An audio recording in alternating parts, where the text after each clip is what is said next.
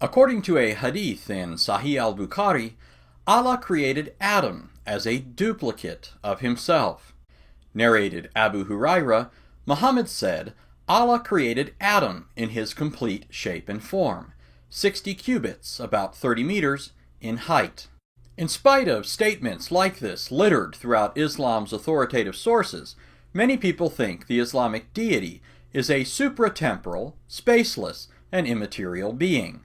However, this popular but fault-ridden idea has nothing to do with what Muhammad originally taught, and everything to do with what later Muslims, especially under the influence of Greek philosophy, came to believe must be true of Allah if he's to be taken as the uncreated creator of time, space, and matter. In a previous video, I looked at Surahs 42:11 and 112:4, since it's often claimed that those passages trump the vast body of evidence, no pun intended, that the Islamic Allah is a corporeal being, just like he was in the pagan pantheon when Muhammad, in a game of religious duck-duck-goose, singled him out as the only God with whom he'd run around the Kaaba. Having shown that those passages are not contrary to the idea that Muhammad's false god had a body, in this video I'll show that Surah 112 actually supports it.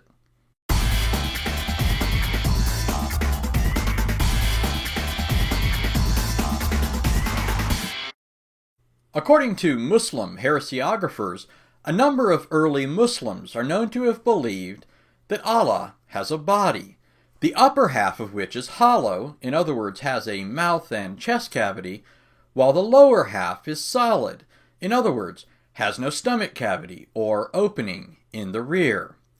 For instance, the following source tells us about the view of a Muslim named Hisham bin Salim al-Jawaliki. He claimed that what he worshipped is in the form of a man, but without being flesh and blood, that is, like ours, that his deity is made of a diffused white light. He claimed that his deity has 5 senses and has hands, feet, eyes, ears, nose, mouth. He claimed that his upper half is hollow and the lower half is solid, and that his object of worship has black hair, being made of black light, whereas the rest is made of white light. Speaking of another early Muslim named Dawood al-Jawaribi, the same source tells us, he said his deity is a body in the form of a human with flesh and blood, and said his upper half is hollow and lower half is solid, that he has curly hair. However, he claimed it is a body unlike the bodies, and flesh unlike the fleshes, and blood unlike the bloods. Apparently, al-Jawaribi's openness to discuss Allah's body had its limits, for as Ali Shah points out, there were some things that al-Jawaribi wouldn't talk about. He quotes him as saying, "Do not question me about the pudendum or the beard, but you may ask me about anything else." If you're wondering what a pudendum is, it refers to Allah's gonads. While we could certainly have a ball discussing Allah's gonads, at this point you're probably wondering what all of this has to do with the actual meaning of Surah 112. In order to answer that question, we need to do a little digging. We need to do the hard work that Muslims, aided and abetted by their imams and apologists, refuse to do. First, to refresh your memory, here's what Surah 112 says, at least according to some translations. Say, He is Allah, the one and only, Allah, the eternal, absolute. He begetteth not, nor is he begotten, and there is none like unto him. The words Allah, the eternal, absolute, in the second verse of this surah, represent the Arabic phrase Allahu as-Samad. The word Samad is what's known as a hapax legomenon, which means it's a word that only occurs once in the Quran.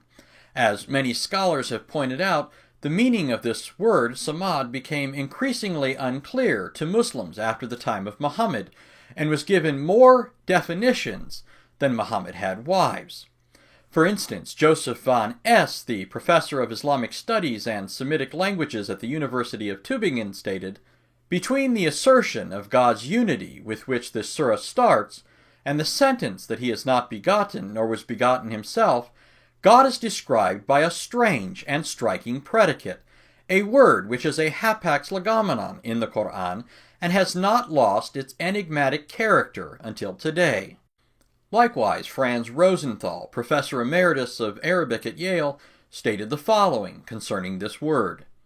It has a long and varied history behind itself, both in Islam and in Western scholarship, but its meaning has not yet been fixed with any certainty. As well, Dr. Christos Similaitis, who was a senior scholar at Merton and Somerville College, wrote, "The meaning of this word is far from clear. In fact, it is a well-known linguistic puzzle in the text of the Quran." One quick and easy way to see the confusion that exists over the meaning of this word is simply by noting the many different ways it's been translated, even by Muslim translators. Yusuf Ali, the eternal, absolute; Muhammad Pickthall, the eternally besought of all; Wahiduddin Khan, the self-sufficient one; Ahmed Ali, the imminently indispensable; Ali Kali Karai, the all-embracing; the monotheist group, the indivisible; Hassan al-Fatih Karabullah, the called upon. The reason this word has proven to be so problematic, leading later Muslims to assign various meanings to it, is because the original and literal meaning of the word is solid, not hollow, or having no cavity or open space. In fact, that's exactly how it's rendered in the translation of Bijan Moinian. God is solid. This definition and interpretation of the meaning of samad is borne out by several lines of evidence. For the sake of brevity, I'll just mention 3, and you're not going to want to miss the last one. First, according to the science of Quranic interpretation, in order to know the meaning of a given passage of the Quran, one must know the occasion, reason, or causes for which it was given. For instance, in his Uzul at-Tafsir, Bilal Phillips wrote, "Knowledge of the reasons for revelation is of great importance to understanding the Quran, as well as many of the Islamic laws contained in it." So, what was the occasion or reason that provoked Muhammad to utter the words of Surah 112? According to the tafsir or commentary of Sayyid Abu Ala Maududi, Surah 112 was Muhammad's response to a question that a representative of the polytheists put to Muhammad. He records the following report. Amir bin at-Tufail said to Muhammad, "O Muhammad, what do you call us to?" Muhammad replied, "To Allah."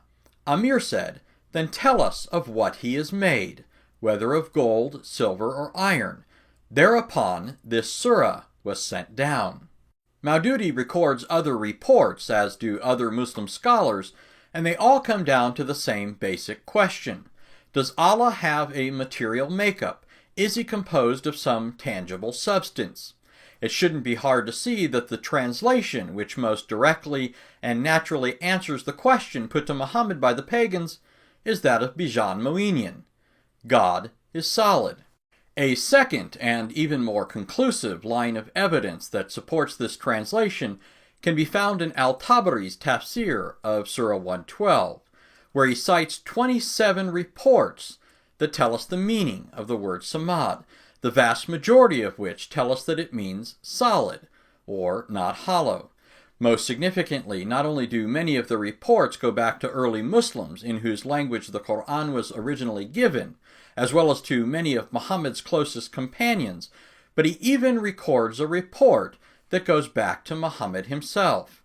According to the following narration, a man named Buraida said, "I do not know about this word except that I asked Muhammad, who said, As-Samad is the one who has no hollowness." A third and final line of evidence, which by itself is worth the price of admission, concerns the creation of Adam. Because Allah created Adam in his shape and form, as we've already seen, this created no little confusion for the angels. Even though Allah told them in advance that he was going to make man in his shape and form, when he eventually did so, he first created Adam as a lifeless statue. And when the angels came upon Adam, they couldn't tell the difference between him and Allah, for which reason they were scared. That is, until Iblis, Satan, in a stroke of genius, decided to do a little investigating. According to Musa bin Harun, Amr bin Hamad, Asbat al-Sudi, Abu Malik and Abu Salah, Ibn Abbas, also al-Sudi, Murrah al-Hamdani, Ibn Masud, and some other companions of Muhammad, Allah said to the angels, I am creating a human being from clay. When I have fashioned him and blown some of my spirit into him, fall down in prostration before him. Allah created him with his own hands, lest Iblis become overbearing toward Adam, so that Allah could say to Iblis, You are overbearing toward something I have made with my own hands, which I myself was not too haughty to make. So Allah created Adam as a human being. He was a body of clay for 40 years, the extent of Friday. When the angels passed by him, they were frightened by what they saw. The angel most frightened was Iblis. He would pass by him, kick him, and thus make the body produce a sound, as potter's clay does. Then he would say, What were you created for? He entered his mouth and left from his posterior. Then he said to the angels, Don't be afraid of that one, for your Lord is solid, whereas this one is hollow. When I am given authority over him, I shall ruin him. In other words, because Adam was hollow, as proven by the sound emitted when Satan kicked him, and by the fact that Satan was able to enter his mouth and exit through his rear, Satan or Iblis discovered that it wasn't Allah. Apparently, the Islamic Satan and angels all knew that you can enter Allah's mouth, but you can't get out of his butt. Lord willing, I'll have more to say about Allah's body, including his genitals, but for now, the next time a Muslim tells you that his God is immaterial, timeless, and spaceless like the God of the Bible, do Allah a solid and point them to this video.